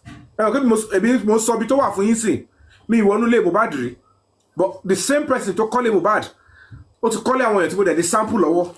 Ṣé ń get me? Mo sọ bí tí camera wà ń sìn. Ẹni tó bá sọ pé mò ń parọ́ kó wá já mi. You understand? Fine. But what I'm trying to say is that not only booking camera, it is now meant for the police to say, where is the DVR? The normal opinion, layman idea is that there is always a disc. See, add disc. Please, let's power tap. One flag. One power tap. Hey boy. So, a normal police officer, tí ó ti ṣe investigation rí, àbí tí ó sínú team tó ṣe investigation rí, will normally believe that, oh, that is where it is being stored. Yomi, please tap your screen. Mélòó ma tap ẹ? Tap your screen too, please. Mo ti tap ẹ. So, at the end of the day, nígbà tí wọ́n débẹ̀, tí normal police tí ó ti ṣiṣẹ́ dé irú level yìí, tí kò rí hard disk yẹn, ibi kìíní ẹ̀ tó rí ibi tí driver tó bèrè lọ́wọ́ pé hard drive dà, ẹgbẹ́dẹ̀ tí wọ́n sọ pé ìyàwó sọ, ó ní he bought the CCTV but they did not install it. Ẹjọ́, ṣe mo máa kọ́ bèrè lọ́wọ́ ẹni tó nílé. Nígbà tí àwọn dẹ̀ máa ń bèrè yẹn náà, they will be looking around, they will look for one trace with camera lọ, one trace with wire. But okay, now let's see. But all the CCTVs, they are embedded into POP. Don't you see? Check get me. Yes. The panel don't control one POP. And you understand? If you don't want to store, see, the CCTV is storing remotely. So not all police officers have an idea that, okay, some CCTV, they store, even some people when I brought the idea, and the bit to allow blood go me argue. Until once someone ṣé gbogbo CCTV camera tó wà ní títì yín káàkiri l'America àti UK, ṣé gbogbo ẹni hard disk wà ní títì ni? Then go and do your Google research now. Know that CCTV can be stored and be storing remotely or directly. So in this instance, ẹni tó nílé yẹn, ó ṣe CCTV yẹn, toro wà so clear. So what about balẹ̀? That is part of the things they use in selling the house. That it will be storing remotely, that is into an iCloud. An iCloud kedere kò ṣe format. Ohun tó bá ti bọ́ síbẹ̀, ó ti bọ́ síbẹ̀. Tẹ́ bá delete ẹ̀, tó bá ti reinstall ẹ̀, wọ́n á ní dá padà. So all they need to do is ọ̀nà mẹ́ta ni. Three ways. All if you get here. Number one, which is very germane. Wumi and Mohbad share the same iCloud. We saw evidence to that fact. If they get a court injunction, that we're not invading your privacy, but because we have a belief that you have something, a device on your phone that can lead us to the CCTV. Since you share the same iCloud with the deceased, please, we have an order that you should open your phone. Which, of course, one of the police officers confirmed to me that they did not drill her at all. When I was saying they should arrest her, it's because it's called pre-arrest in homicide. And it's over sumo onito here. I want to allow them to joru case any arrest gbogbo. But they didn't do that. They were sympathizing with her, seeing her as victim. So they didn't even think about because they below. Then one divert to Alosibomi. Now that I put it to them, police confirmed that. All stations said to the gbogbo gba yẹn. Ṣé yóò mọ̀ pé wọ́n ti get to àwọn station tó súnmọ́ wọn tó yẹ kó ṣe gbogbo nǹkan tẹ́ ń sọ yìí. No, àníwọ̀n ẹ̀ tí get ni wọn. Ẹ má kí n gbọ́ràn ẹ listen sí mi. Ànígbà tó kọ́ bẹ̀rẹ̀ àwọn tó ń ṣe ìwà ìka yìí wọ́n jẹ́ ká gbọ́ story ṣẹ́yìn gbọ́ story Prime Boy àbí nọ́ọ̀sì rárá ni. All of us were paying attention to Prime Boy, and evidences to Sosita was Naira Marley, Sammy Larry. Everybody wanted Sammy Larry and Lamilari to go. Everybody, and we're all waiting for them to come back. Nobody was thinking about anything. Don't control get nurse. My Prime Mohbad labere. So ba le call up Ashimo. On est clean the crime scene. Mr. Yomi wọ́n sọ pé nurse wá sílé wá fún Mohbad lábẹ́rẹ́ o. Nígbà later lọ ṣe sọ baba ear infection àti you are come and you are crying almost same time ló sọ gbogbo àwọn evidence gbogbo àwọn clue here wọ́n ní bó ṣe sọ if they have said it Nigerians will not cancel Naira Marley. Ṣé bẹ́ẹ̀ làwọn ẹ̀ṣẹ̀ Wùmí sọ fún bàbá Mohbad pé nọ́ọ̀sì ló fún lábẹ́rẹ́. Olówó sílé wá gún lábẹ́rẹ́. At the early stage we don't have to lie to ourselves. There is no way they will tell us that something happened to Mohbad. Or and we do the nurse for 2 days. Laying to 2 days here, laying 2 days. No, any reasonable person, to are medically inclined, will look at it. Okay, at the bank for NDLA drugs. These guys will be on drugs, and it could be an affiliative reaction. Why would we go back? Why would they go? Follow now. So why would they follow? Why would they cancel Naira Marley in the first place? Some people will go ahead and say, okay, maybe Naira Marley, but because I don't matter, Naira Marley to pass a story here. Yeah, Mohbad ne ba mi wa naira o. Ba mi wa naira o, yeah, Mohbad. Ko ye ko so later the ya en tún wá sọ pé ton interview nle on lo agbára gbogbo story yẹn ẹ mọ̀ pé nurse wá involve ẹ mọ̀ pé ọwọ́ ndun ṣé Naira Marley ó ní ṣe pẹ̀lú àpá ọwọ́ yẹn. So at the end of the day, it was all messed up. How do you want the police to do? What do you want the government to do in that way? Ẹ̀yin tẹ́ ní ọ̀rọ̀ ẹ pa irọ́ gbà tí ọlọ́pàá tún wá wọlé tán ẹ tún kó division lẹ̀. When a family is divided in a case like this, ẹ̀yin ló yẹ kẹ́ wá do as witness. Ọlọ́pàá wá pé even if at all we want to fagidi ṣe case, ṣé ẹ̀yin tẹ́ ti divide la máa pè kó wá witness because we can't find the ultimate gbogbo ẹ lọ. Then CCTV. What to Wobonule? Where is the DVR? One is not working. Mohbad did not install it. Somebody, an actress came and said, the CCTV, they are not working. Everything was like kilo shele. That means there was obstruction of police investigation. Mr. Yomi. You can't blame the police when citizens decide to lie to the police. So if you want them to now go extra mile, I am saying, if you want them to go extra mile, you now look at it and say, how do we even unravel this puzzle? It takes maybe somebody to throw another light. Are you saying? And nobody did. If Mohbad go surround Baba Mohbad, actually, won't confirm categorically if the CCTV was working or not. You cannot lie. None of them, including Prime Boy himself, none of them can confirm that. Yes, the CCTV was working. If somebody screamed out that the CCTV was working and this is how it is working, police will go back and get it out. But because they try to deceive and they obstruct, so when you obstruct the police and you lie to police, okay, it's not working, it's not installed. Which one do you believe? Okay, Ocean Law, the same thing. And we can't see the DVR. What I'm about to even say. I can say, even some of the people on TikTok, don't smart, don't show in Bogidi, they were insisting that the DVR was taken away from the house. And there was no DVR. But what really happened is that clearly this love and Wumi Kokoba sorrow in the first place. Think about it.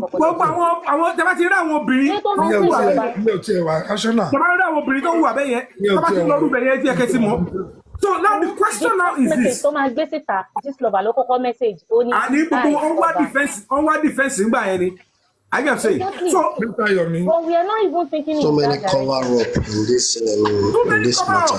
Too many cover up that would deceive the police and the police will look at it. What is all this? But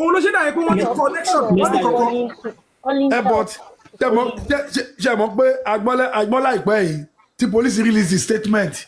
Tọ́lọ́ sọ fún bàbá Mo pé bàbá Mo ẹ lọ sin ọmọ yín mistake ti wáyé. Ṣé police yẹn lọ wá sọ pé wọ́n máa ṣe the due diligence now? nítorí ẹ̀yin ò gbà tán pé ẹ kò sẹ́bí ẹ̀fẹ́ gbò tọrọ. Let's be honest with ourselves. Now that we have been able to, as public, we have been able to make effort and show to them. Let's wait if they will deceive and now to that only who now. You can't say it on feel life a shame. Only who that's how they want to say. And it's shame here. I just can't be talking big back. Boya, and we met along little you. Boya, let's wait and see. Don't be surprised that some people will elevate you. See, all of you, on lagbara. Adikwe or Majade or Mangu to Babajade, and everything will go into flames. They're not going to blame anybody. Gaddafi or Mokwe, me Mokwe Gaddafi go party. Ko le believe pé ìlú tó wọ́n ti captivate tó yẹn ló máa padà yíwọ́ because kò ní mọ̀ pé external forces will look at it and say kí ni tó ṣẹlẹ̀ gan tó fi di pé wàhálà fi ṣẹlẹ̀ they will come fi bring them down. If you cannot one babo nìyẹn one babo they will not know, and that is the truth we are telling them, because when the people are legitimately aggrieved, if they resort to violence, there's nothing you can do. If they are legitimately aggrieved and they persist on you to use the tool of government to establish the truth and justice, and you refuse, that means there's a power on your God in here. And so you are we have the guns and you what? That is it. Because our government protecting, who are they in government? Who are they in this life? If at the end of the day, anything protect is already a criminal. Why would the government be protecting a criminal? Ask yourself. Which government has the power to say, Shawa Geruni?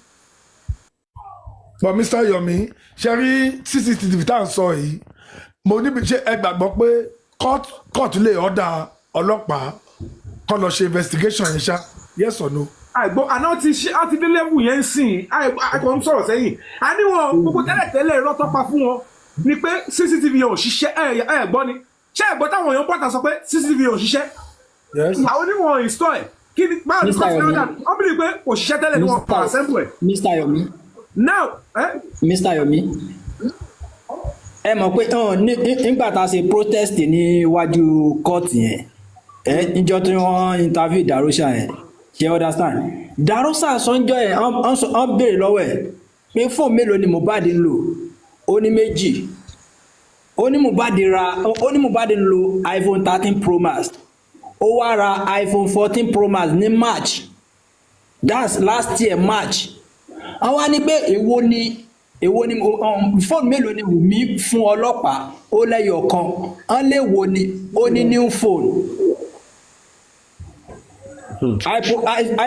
iPhone 14 Pro Max tí Mohbad ẹ̀sẹ̀ ra yẹn ni Wùmí fún ọlọ́pàá. Ṣé understand báyìí? Meanwhile iCloud yìí inú fóònù tí Mohbad ń lò tẹ́lẹ̀ ibẹ̀ ní iCloud ń wà tó wà tí ọwọ́ Wùmí náà dẹ̀ ní fóònù yẹn wà. Yeah, owó ní kókó, let me burst your bubble on that one.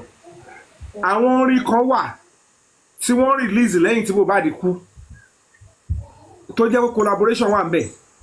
They will just need to click on phone wo lọ fi accept kìíní yẹn, and they will check it with the information of the phone with them. Tó bá ti yàtọ̀, they will go and ọmọ wa jáde. I am telling you that police did not drill her in the first time, and they cannot mess up with us this time. For us to take a protest to the House of Assembly, go and tell the police that we want to do this, write to this one, do this one. I am here, I've run to this side. It's not a joke. But what me I say about that is, the more phone or team me on. No, tonight, Emma, okay. Mr. Yomi, where I'm going is, for the good work you have been doing all this while. Lórí CCTV yìí, Mr. Yomi, ẹ wo àtìgbà tẹ́tí mú evidence yẹn lọ fún àwọn ọlọ́pàá before kí ẹ tó lọ ṣe protest ti House of Assembly tí incident yẹn tó fi ṣẹlẹ̀ sí yín tẹ́ tó fi kó ní bíbá yìí. Ẹ wo ṣé tí ọlọ́pàá bá nìkan ṣe pẹ̀lú gbogbo evidence yìí láti ìgbà yẹn kò yẹ kán ti máa gbégbèsè. Ayé àdá. That's where I'm going. That's what mo fi sọ fún yín lẹ́ẹ̀kan pé ọ̀rọ̀ yìí nídìí láti trust ọlọ́pàá bí tá a bá dé yìí. Let me explain to you. If police, number one, that CCTV, they will need court order to obtain it officially so that Alewa easily tendered. Then after Tobati return, ibi tó ti fẹ́ lọ gbà tó fún nítàn yẹn ẹ má tọ̀ra yín they will have to pay because ẹni tó ní CCTV ò béèrè owó èmi sáré owó yẹn tẹ́lẹ̀ ní torí ó ti ní kí ó ní ẹni ẹ sọ pé ẹni tó máa ṣiṣẹ́ tó máa yẹ extract tó máa download ẹ máa sanwó yẹn fún kọ́ ló máa fóun san and I have already promised him that I was going to look for the money máa ṣàwó jọ I will pay the person and that was our agreement I'm telling you on my honor tọ́lọ́pàá bá máa lọ bẹ̀ sí tó bá mú court injunction lọ ṣé court injunction ló máa wú jáde ni and ọlọ́pàá gan ó lè máa ṣe ọ̀ṣẹ̀ máa nídìí owó tó máa fún ẹni IT person tó máa lọ sọ pé ẹni tó ń trust lélẹ̀ ẹ sanwó iṣẹ́ fún abayín extract agbèlè yín lọ́wọ́ and that is it òótọ́ ti ẹ gbọ́dọ̀ gbọ́ lẹ́nu mi mo ti sọ fún yín yẹn so all those ones going to court get court injunction pay for the IT guy is kò sí ọlọ́pàá bá sọ pé àwọn ni I don't know whether the CP will release the money for that òun lè bí chief ẹ béèrè lọ́wọ́ pé ń bọ̀ lọ́ba dé but as at this morning from the police command they told me work is going on it's a process ẹ má yẹ ká eat polity unnecessarily àfi tó bá fún ara wọn dà ìlú yẹn rú if the government of Lagos State and the police despite all these things they deliberately which international community are listening they are having the coordinates I am saying that it is either the police and the government of Lagos State choose to do the right thing and prove to the world that the government is not supporting criminals. I am saying, other than take the Bluetooth out, I am saying, or they do the right thing. So just be calm, don't overeat the polity for the sake of innocent people. I am saying, bó ṣe ṣe wàdùwàdù lára wáyé, tàbá ní pé bẹ́ẹ̀ náà ni kí ó ṣe dàkọ́ síta, àbíkọ́ ṣe kò lè lọ bẹ́ẹ̀ o.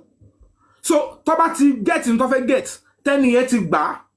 That's the talk on baby ni pé I don't know the status of that person. Only mo ṣe bú sẹ́kún when I escaped that it is not right for me to escape alone. It's because I cannot even mi ilé ma sá lọ sọ́nà airport kí tún sọ lọ sọ́nà Lẹ́kì kí sá lọ síwájú ilé onítọ̀ pé ẹ̀sìn ẹ̀sàkùn lé. It's because mistakenly, jokingly, he said, Yomi, I know you'll be disturbing me. So just put your number. I just gave him my number and he hasn't called me. So at the end of the day, I put my number and email. So the only thing left is can money number in here. But because I couldn't reach out to him while I was running, because I made that were on a serious danger. So I couldn't phone him to say, sir, they just called me now, they're asking for your name. They were in your house before. And they're asking for your name, but because of this movement around me, and I've got an intel report that I am due for assassination, that they were already in my house. I am saying, I have to face the airport. I got to now. It was just about 6 hours to the protest in assembly. I was on air. I out of trust, I released my source to the police. But me released as police. I released it clear, hear me clearly. Mr. Lati, the Deputy Commissioner of Police, is who I released it to. And I trust him because he's diligent, he's honest. So, this is the intelligence report, this is where you're going. This is the address, the CCTV is. I want to be a lower want to find any share by you. One and you below Muleo, and local your me because I could have no copy law. And that was why I need to run. So when people are saying I wasn't preparing, give action Louisville. In Louisville, what was sumi. I was pushing one Louisville, yay. But last year, but travel daku. Even till on the 1st of this year, we should fly from Maryland to Minnesota on the 1st. So at the end of the day, but I have to move. That was why I cried. So I can't trust a lot. And I've been telling you this is where it is. People in the assembly can hear this now. So they know where it is going. It's not just on social media. It's just that I have to come on social media to give update. This is a serious, serious matter. I am not a TikToker or blogger. Nobody should see me as a competition or come out. You can try to destroy my name. I don't care who you are. I don't care how close you are to me. Even if it's at this critical stage, anybody is coming to put any story out, to bring me down, to let them do whatever they want to do. Because at the end of it, I don't tell you he thought it's all want to fail. Thought you know what I mean, because me ní padà kú máa ja ogun ìlájàyè a máa ja ogun ìlájàyè. So they should be ready. So let's calm down for the police. Any moment from now, they can tell you, okay, we've gotten this one. Let's go to the next step. It's Koshishaikere. You understand? So see, until they prove to us that, oh, we have the order to rubbish the entire Nigerian public and the entire youth. And until then, let's keep our fingers crossed. Mr. Yomi, gbogbo nǹkan kan nínú explanation yín lẹ́ǹkan yẹn ẹni àwọn tó wà ní the system yẹn ẹ ti jọ sọ̀rọ̀ to the point pé okay it's going to cost you money to reproduce this kílọ̀tì pé this IT guy ẹni tó ṣe CCTV àtàwọn tó máa lọ síbẹ̀ tó máa bá wọn extract ẹ̀ jáde how to take it out. point yẹn láti miss yẹ ká ní pé disconnect ní point yẹn part on our part about evidence because what it only need in that at that stage tell me money pé owó. That is money to convince them to do the job for us, isn't it? No. I get it. Anthony, private property, any. Okay. So, ta jo sọ̀rọ̀. Tati monko to wa nle, tati monko to wa no CCTV. I was now negotiating. Torí gbà yẹn, I was just looking for money here and there. Pé kí ṣàṣàjọ. Pé okay, how much can I pay you, sir? Atẹni tó máa extract but mo ti mọ̀ pé ẹni kọ́ ló máa lọ sí the kini yẹn kò mọ bó ṣe máa lọ sí the CCTV yẹn come extract jáde come. He now said, Yomi, I won't be able to give it to you direct. Are you know what I'm saying? But if you bring a court order, I'll give it to you. But it's better a court order with police, number one. Number two, you're asking me how much do I want to collect. I am not asking for money, but I will not pay for the person that will do the technical job to extract because it's back, but it's there. Can't get to me. There's a lot of IT people now. IT person, and the person you're not going to call him from wherever he's coming and say because yes, this is YOMI FABIYI, do it free of charge and go. So in your meeting, I'm going to take care of because when people see that you are going into investigation. And some terrible sick people are talking about accountability. They don't know what you're going through behind. Because everybody have access on social media and they are asking for nonsense. And I look at you and say, whoa, got down your face here. Nobody begged me to do this. Nobody paid me. Mosheba, wow, come from everywhere. I want to hear pay. Because I just want to get, us to cavalry. But unfortunately, I couldn't get to do that. Now the police are with this person. They've gone there. I'm very sure they have been there twice. Maybe they are there on the third time. I don't know now. So at the end of the day, Toba man no be no. Any she insist pé mo ti sọ fún ẹni tó ní kẹ́ wá bá mi. Èmi ò ní kọ́bọ̀ tí ma sọ fún ẹni tó fẹ́ wá ṣe. So I'm still going to need to ask. Mr. Yomi, am I release information yẹn mọ́ ẹ̀dákẹ́bẹ̀ ẹ̀jọ̀ bóyá tí wọ́n lè ní underground work pẹ̀lú ẹni yẹn. Ẹ jẹ́ káwọn èèyàn tó jẹ́ ti yín kan gbọ́. Kọjá àwa ó ti wà lọ́wọ́ ọlọ́pàá they will do it. Trust me. Àwọn tó ń kọjú mo ṣe ṣàlàyé. Tí ó bá ṣàlàyé, òun lè máa ń pè fún ẹni tó máa sọ̀rọ̀. Àwọn tó dẹ̀ wà intelligent, wọ́n máa rí pé ó wà explanatory enough. They won't join them to castigate you and bring you down. Bọ́dà Yomi, ẹ wo, ẹ jẹ́ kí n sọ fáàtì kan fún yín ní alẹ́. Ṣé rí gbogbo ẹ̀sùn ti sọ fún everybody? Bọ́dà Yomi, kò sẹ́nibody tó deserve. Ẹni tó bá fẹ́ mọ information àbí tó fẹ́ gbọ́ information àbí tó fẹ́ mọ movement kóun náà risk life ẹ̀ gẹ́gẹ́ bẹ́ẹ̀ sí risk life ara yín. Most of our people yìí àwọn náà contribute £1. Most of our people yìí àwọn anti justice tó ṣe pé ni wọ́n wá miss bó ṣe máa mọ movement láti lè mọ gbé fún wọn pé bó ṣe ń lọ lélẹ̀ láti mọ bó ṣe máa attack. You understand? So gbogbo. Mr. Onikoko. We don't hold any fucking body, any fucking explanation anymore. But I mean, those we that believe in you. Ó ní kókó fọ́ọ̀kì yẹn jọ. Àwa tá nígbàgbọ́ nu yín, a nígbàgbọ́ nu yín. Ọlọ́run tó dẹ̀ rí yín tó mọ tẹ́ ń ṣe, ó nígbàgbọ́ nu yín. Ṣé understand báyìí? Anybody tá ò ní ọ̀rọ̀ kankan ò sí mọ́. Ṣé understand? Because gbogbo àwọn tó ti ń accountability látànádó kí ni kúrì wọn. To me, nǹkan tó ní tó fẹ́ ṣe ń bẹ̀rẹ̀ sí pé àwọn ló fẹ́ gba oríyìn most àwọn kìíní yẹn. They just want to impact. What is not the topic? Bro, to make play, who am there?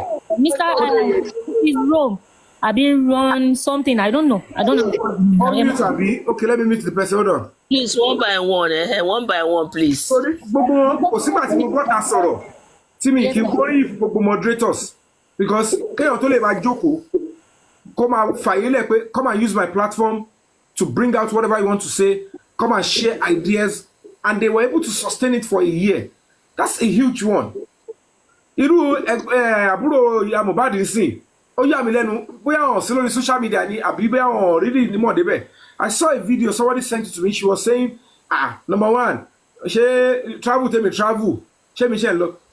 I don't know what they want to achieve in that one, because at the end of the day, even airports, you can buy your ticket, even in airports, and look for the next available flight and you go. Mo ti ṣe rí.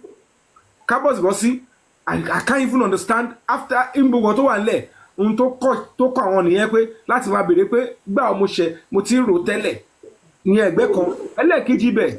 They are like, you know what, Mr. Yomi Mbolewa láti joy Mbole ṣe kíní kan. I don't understand whether they don't know. Mi kéré jù nù ayé náà, but I have been able to do my part.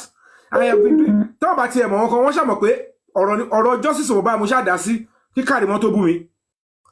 And if there is anybody that has called directly, no celebrity has called for the arrest of Wumi, èmi mo ṣáà ti wà sórí TikTok ìgbà yẹn. And when they were lambasting Baba Mohbad, I came boldly out to also defend him. And if there is any celebrity that has spoken about DNA, I was about the only person that came up and even went on TV station. Ẹ má worry ara yín pẹ̀lú olóòórùn lẹ́ni yẹn. Ẹ má worry ara yín pẹ̀lú ẹ̀. Kò ní pàtó. Exactly. Bọ́dà Yomi, ṣé ní bàbá tẹ̀ máa sọ̀rọ̀? Ẹ má worry ara yín. Ẹ má tiẹ̀ worry ara yín jọ. Bọ́dà Yomi, ẹ jọ̀ọ́ ẹ má bínú 1 minute. Ṣé rí tẹ́ bá tẹ̀ mọ́? Àwọn aláìníran kì í ṣe àwọn aláìníran bíi tìyẹn.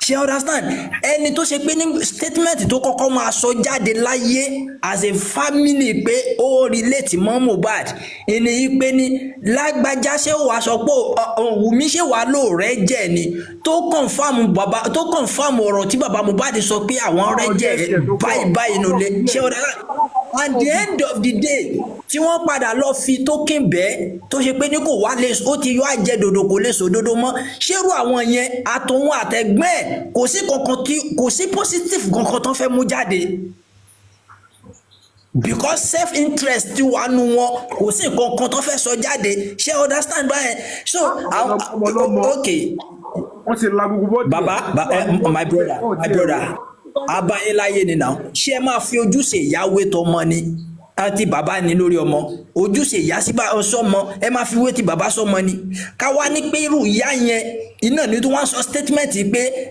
ìjọba ti ṣe autopsy wọn rí kankan àwọn bàbá ọmọ náà ti ṣe tiwọn wọn lè rí kankan níṣẹ́ kí náà fẹ́ rí wọn lè ìyá ọmọ nìyẹn o inú ẹ̀ ń dùn tọmọ ẹ kú láti ẹ̀ bọ́dà pẹ̀lú àwọn ẹni gúùpù wọn yẹn olòṣì ni wọ́n ẹ má tiẹ̀ irú ìyá yẹn lè wá rí pé gbogbo bá tiẹ̀ wá yé wọn ṣẹ́gbọ́n tí gbogbo bá tiẹ̀ wá yé wọn ọmọ tẹ pè lọ́mọ yín wọ́n sọ aṣọ sójú olórí àti nǹkan fetish ẹ̀ẹ́dẹ̀ rí kankan sọ sí tí gbogbo aráàlú bá tiẹ̀ wá sọ pé òkè wọn ò tiẹ̀ wá láàánú ọmọ yín o ẹ̀yin náà wá láàánú ọmọ tẹ bí bẹ́ẹ̀ náà it's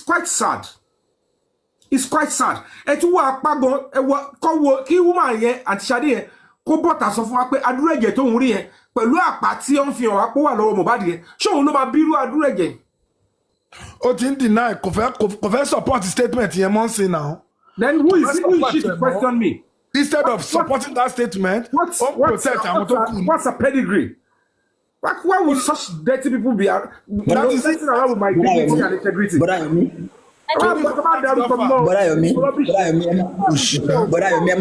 ẹ má bínú.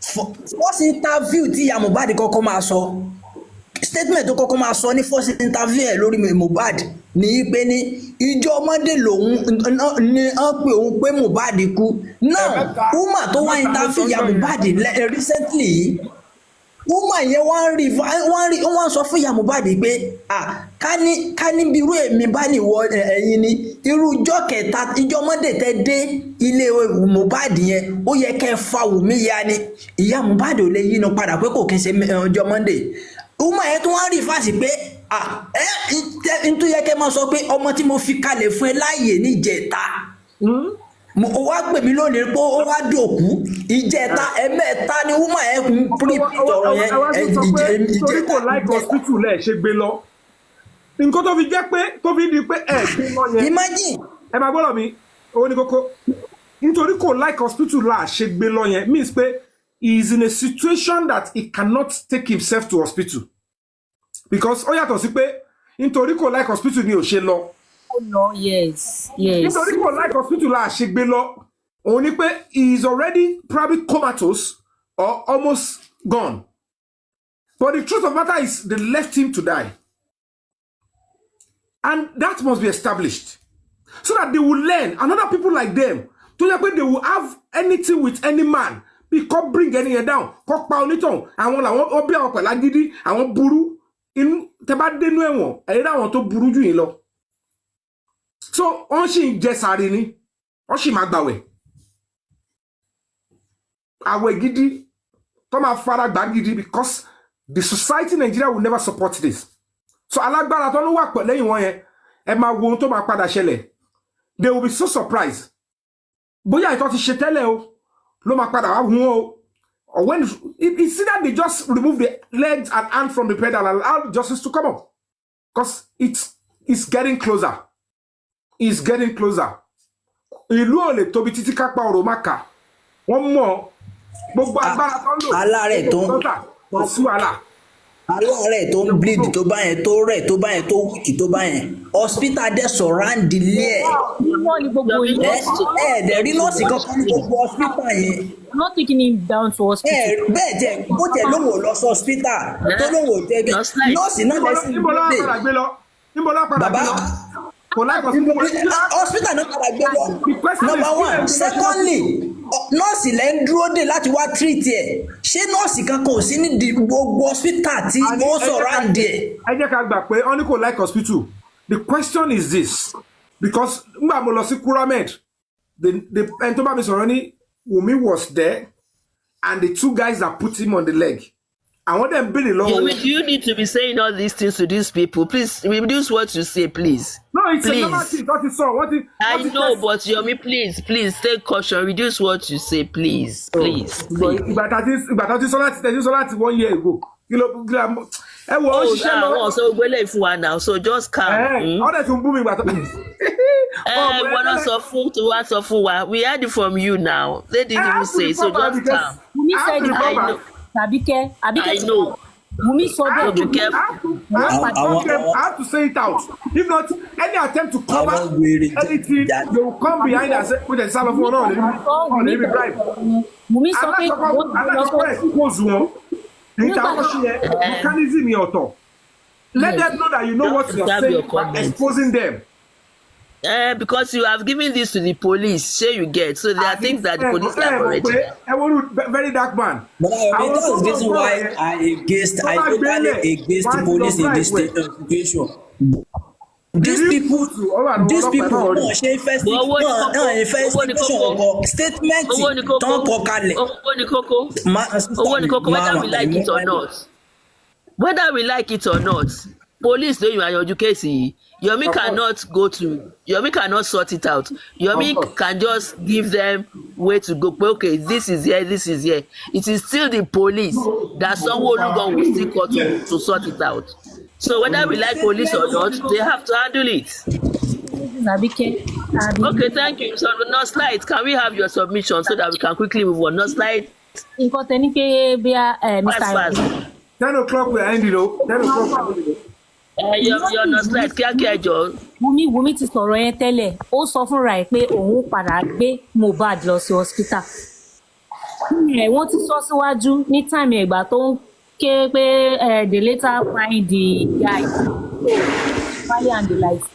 So, and kini ìwé yẹn náà wá tender fún àwọn ọlọ́pàá pé lóòótọ́ náà gbé wá bọ̀ it is brought in dead. Ó ti kú kán tó gbé wá hospital yẹn. But come on the day, the other second hospital, the cell remotives are already setting. Yes, wọ́n ní wọ́n ti kú wọ́n ní brought in dead náà gbé wá Wùmí dẹ̀ sọ pé no pé kò tí ì kú pé ìgbà táwọn gbé débẹ̀ ló tó kú and when they went to what's it called morgue wọ́n ní káwọn gba police report wa the doctor said he cannot write anything for them. Ní Fulamed, they did everything, they used all machineries according to the report I was given. That everything was bringing the waves, the Kinito Eko show, battery flat, battery flat, exactly, that's what. Yes. They cannot issue any this thing for them. It's already brought in dead, so they won't give them any letter or any backup for them to take into. So they know what they are doing. Mi bá ń sọ nǹkan bẹ́ẹ̀ yẹn bí kò sí pé nǹkan téèyàn kan ò tí gbọ́ tẹ́lẹ̀ ó ti sọ tẹ́lẹ̀ ọ̀rẹ́dẹ̀ àwọn fúnra wọn náà ti sọ lórí ẹ̀ nǹkan tí mo ní láti sọ náà nìyẹn. And concerning that Folashade or what's her name? You no slides, thank you. Yes ma'am. Concerning that Folashade, woman yẹn ní ẹni méjì. Are you done? No slides. Can I see? Can I see? Power tap, please. Let's tap. Mr. Yomi. Mr. Yomi. Good evening. Good evening, Mr. Yomi. One man, hold on, please. Hold on. Are you referring to me? Run home sweet home. Are you done so that I can bring some people up too? I'm a close to 9. One is talking. Boy, are you done? Okay. Mr. Yomi. Sir? I want to give you some credit. Thank you. It might not be very easy. I am not going to stay for long. Please, I want you to listen to my side. I am not a TikToker, but I've been following you bit by bit. Not only you, some other fellow too, even though everybody might not be doing the same thing. Do you understand? Some people might be on the right path. Some people will realize later. Do you understand? But one thing that I know, that people are afraid or scared to talk about, do you understand, is the fact that husband is not feeling well. Few hours before, he went to a show, he performed, he was not weak, he was not sick. Do you understand? And if you look at the setup of how this thing came up, there are so many questions that people refuse to ask. Do you understand? That the father and the mother is fighting, that is not a big deal. That the family is separated is not a problem. It happens to practically every family. Do you understand?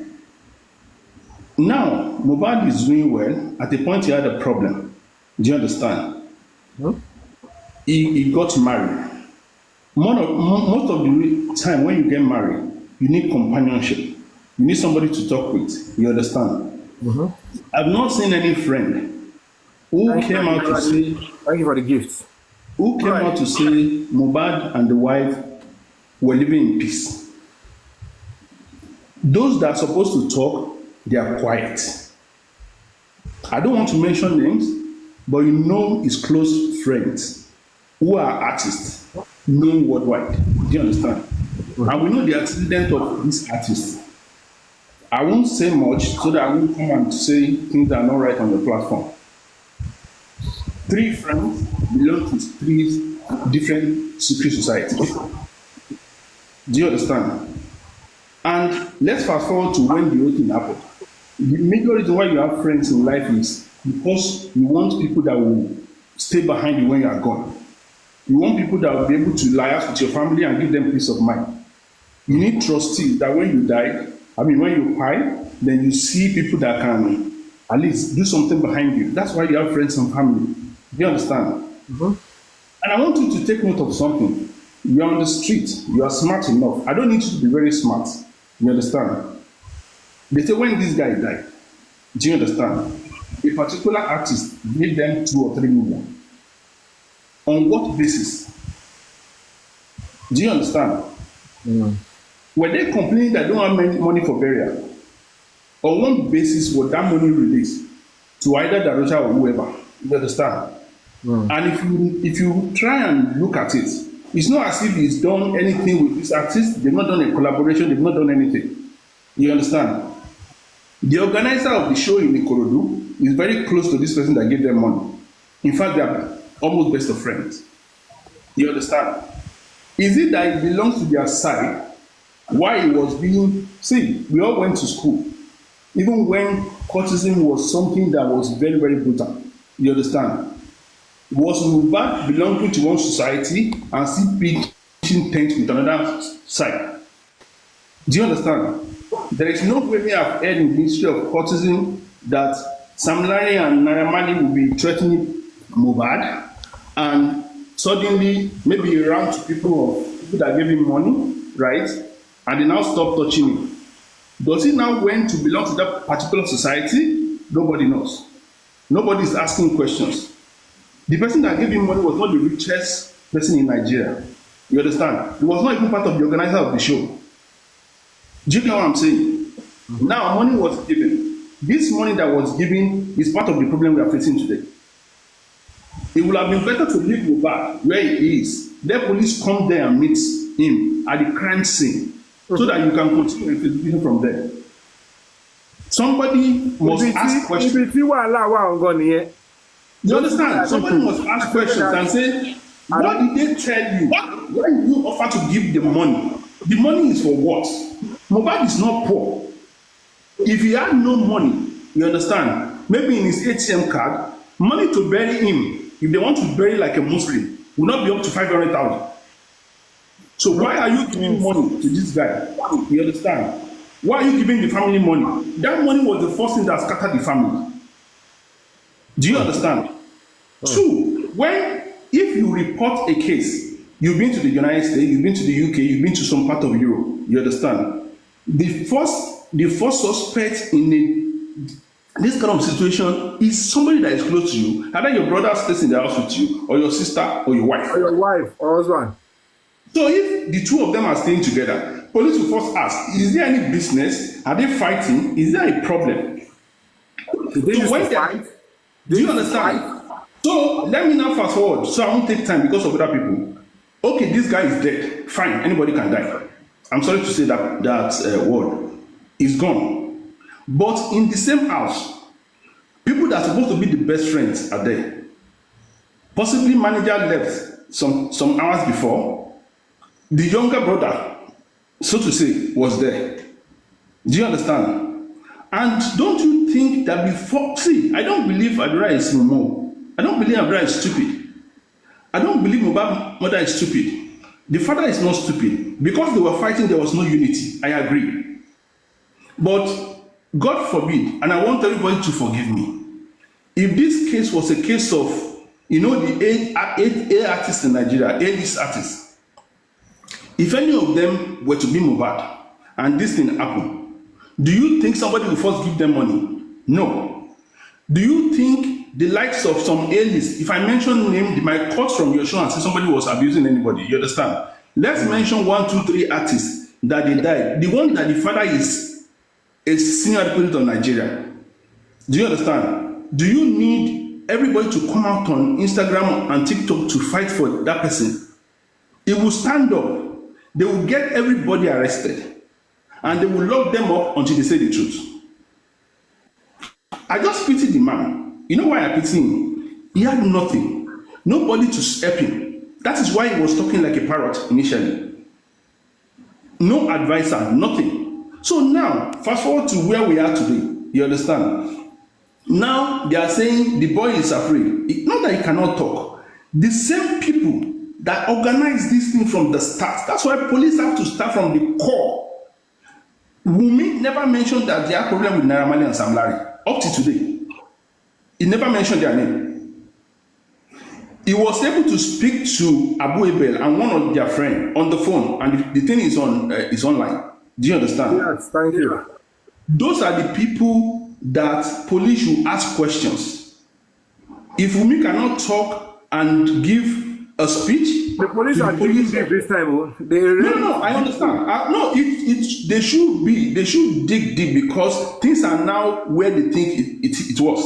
You understand? So what I want to say quickly is right now, you see those people I'm mentioning, you understand? The person that gave money, the person that organized the show, the person that was punishing him, beating him all around. See, you are no one is an island. You can't just stand up, go to somebody like Mohbad in a place they are organizing on, they are making videos. You start to beat the person, and the friend that they were doing collabo together stood up.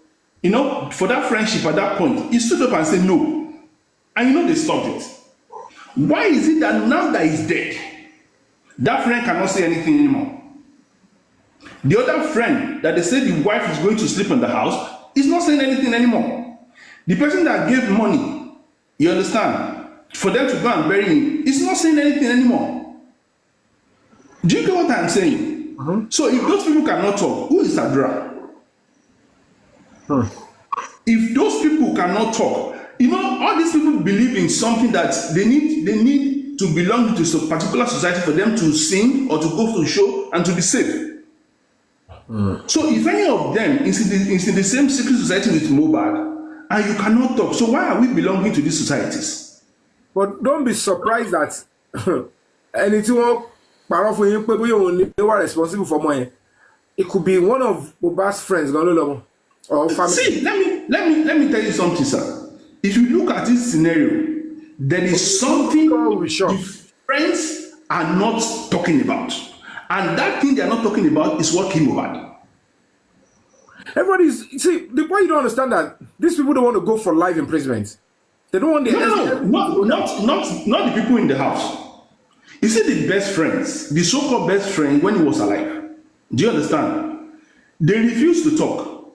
Baba, let me be honest with you. Yes. That level of decoy, diverting the public to another place, Konishe Pelu, whether Oba Kokon or anything. No. See, somebody in the family or in the friendship zone. I'm sorry to cut you. You see, the Oba's case, let's forget it. You know why I'm saying this? Somebody will take, even if it's friend with the Oba, somebody took her there. Do you understand? Let me quickly explain. Let me tell you my own opinion about the Oba. Yes. Yes. Okay, then you láti bí oṣù mẹ́fà ló ti mọ gender wọn ẹ̀. Bẹ́ẹ̀. Tí Ọba bá ti mọ̀ pé ó ti sọ fún mi o. Bẹ́ẹ̀. Ó lè sọ fún mi pé ọkùnrin ló wà ńbẹ̀. Bẹ́ẹ̀. Ó tún stop ju pé ọ̀gbẹ́ni wá kọ́kọ́ bẹ́ni tó wà pẹ̀lú yẹn kọ́kọ́ bàjà. Màá ra tíkẹ́ẹ̀tì fún màá ṣe visa fún ẹ lọ jókòó sílùú báyìí.